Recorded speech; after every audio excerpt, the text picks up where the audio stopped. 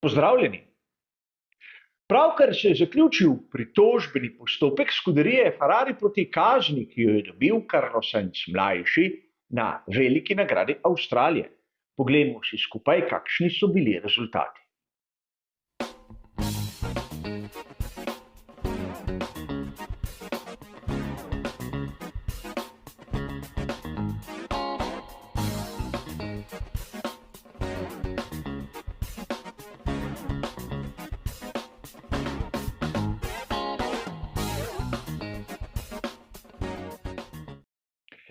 Čeprav je novica v trenutku, ko snemam ta prispevek, sorazmerno sveža, verjamem, da ko boste vi gledali ta prispevek, boste verjetno že vedeli, da je bil predlog o reviziji kazni Carlosa Sainza mlajšega na veliki nagradi Avstralije zavržen. In danes si bomo ogledali, kako ta mehanizem deluje in seveda skupaj skušali razumeti, zakaj so se komisarji tako odločili in ali je bilo to prav. Namreč verjamem, da v naslednjih dneh bomo lahko marsikje brali, kako so pri FII nefleksibilni, kako so se že na sami dirki odločili napačno, prestrogo, prekruto in še bi lahko naštevali. A glavno je za nas navdušence razumeti, kako pravila potekajo, kakšni so postopki in šele na to si lahko mislimo, kar pač hočemo. Namreč znano je, da to ni prvi primer pri Scuderiji Ferrari, saj ne v bližnji preteklosti, ko so jim predlog za revizijo zavrnili. Se spomnimo velike nagrade Kanade iz sezone 2019?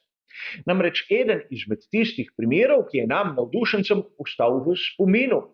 In ukolikor želite osvežiti tisto, kar se je zgodilo na veliki nagradi Kanade leta 2019, ali pa se malce nasmejati, kakšen sem bil pravzaprav na začetku delovanja tega kanala, imate bližnjico tu zgoraj do tistih prispevkov, ki so kot običajno pokrivali vse dogodke vezane na dirko. Videli boste, kako na začetku sem bil v bistvu slab pri uporabi telefona kot snemalne naprave, zvok je bil katastrofalen, ampak dejstva, ki sem jih takrat naštel, menim, da stojijo še danes.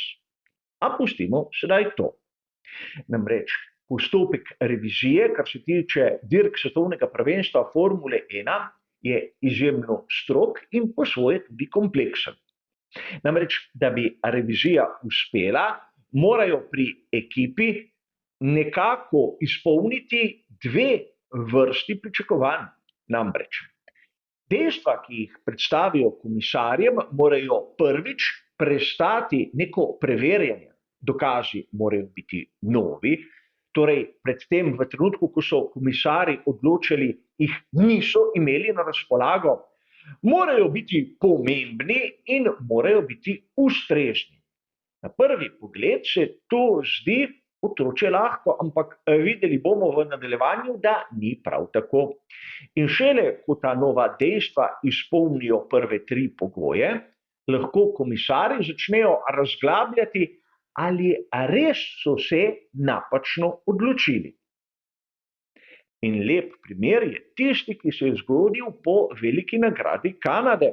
Namreč tudi takrat so pri Ferrariju vložili predlog za revizijo, ampak kot glavni novi dokaz so pripeljali analizo, ki jo je napravil Karun Chandok, bivši voznik Formule 1 in seveda novinar programa Sky, ki je svojo analizo nekako dal prav Ferrariju.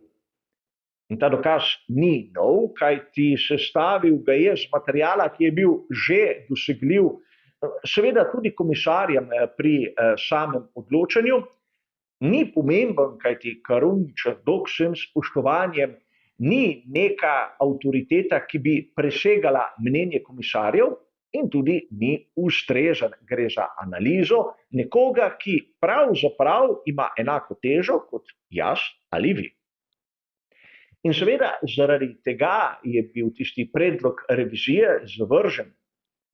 A poglejmo, kaj se je zgodilo pravzaprav na veliki nagradi Avstralije. Ustavili se bomo pri dokumentu 46. torej tistemu zapisu, ki je Carlosu Sainzu mlajšemu dodal 5 sekund kazni. Namreč v njemu komisarji določijo, da je bil Sainz tisti, ki je bil kriv za trk s Fernandom Alonsom. Namreč po njihovem mnenju se je Carlos Sainz mlajši znašel toliko zadaj, da bi lahko preprečil trk svojim sonarodnjakom Alonsom. In zaradi tega so mu pribili 5 sekund. In tu marsikdo izmed vas bo dejal, pa saj bi lahko izbrali kakšno milejšo kazen. V bistvu ne, kajti v svetu Formule 1 je 5-sekundna kazen tista najmilejša. Pod njo je samo opomin, ki pa v tem primeru ne bi prišel prav. Verjamem, da marsikdo bi si lahko mislil, da bi Sainzu lahko dodali 3 ali 5 kazenskih mest na naslednjih dirki, ampak žal tako sistem ne deluje. Namreč dirko, kot smo videli na veliki nagradi Kanade v sezoni 2019, ne zmaga tisti, ki prvi prečka cilj, ampak tisti, ki pravzaprav dano razdaljo prevozi v najkrajšem času. Zato ostajajo te časovni pribitki in pravzaprav komisarji niso imeli druge izbire. Zanimivo je, kaj so pripravili pri skuderiji Ferrari, da bi obrnili razsodbo komisarjev in jih prepričali v svoj prav. Namreč vse 3 argumentacije so komisarji zavrgli, ker telemetrija ni pokazala nič novega, kar ne bi bilo razvidno iz samih televizijskih posnetkov. Dodali so izjavo Carlosa Sainza mlajšega, da ni namerno se zaletel v Fernanda Alonsa. In poleg izjave Carlosa Sainza mlajšega so dodali še nekaj izjav drugih voznikov, ki so se takrat znašli na sami progi. In seveda vse te izjave so komisarji označili kot nepomembne in neustrezne. In vidimo lahko, zakaj v svetu Formule 1 za sprožiti revizijo je treba imeti res prave in tehtne argumente, nekaj, kar pri skuderiji Ferrari v tem primeru ni bilo, podobno kot leta 2019. In verjamem, da marsikomu ni všeč, ampak pravila so taka, če nekdo meni, da niso poštena, da niso primerna, da bi jih lahko izboljšali, ima seveda možnost s postopkom doseči določene spremembe, ampak vidimo, da nihče izmed ekip kakšne ideje, kakšne pobude ni sprožil. Na konec koncev lahko vidimo neko paradoksalno situacijo, o kateri smo že govorili. Namreč Carlos Sainz mlajši je dobil kazen za dogodek, ki se v resnici ni zgodil. Namreč Fernando Alonso je po tistem dotiku izgubil kar nekaj mest, ampak pred zadnjim restartom so ga postavili spet tam, kjer je bil. Torej, Alonso ni bil oškodovan, Sainz pa ja. Ampak ne zato, ker mu bi nekdo želel slabo, ampak zato, ker so pravila takšna in nihče pravzaprav ni razmišljal, da bi se kaj takega lahko zgodilo.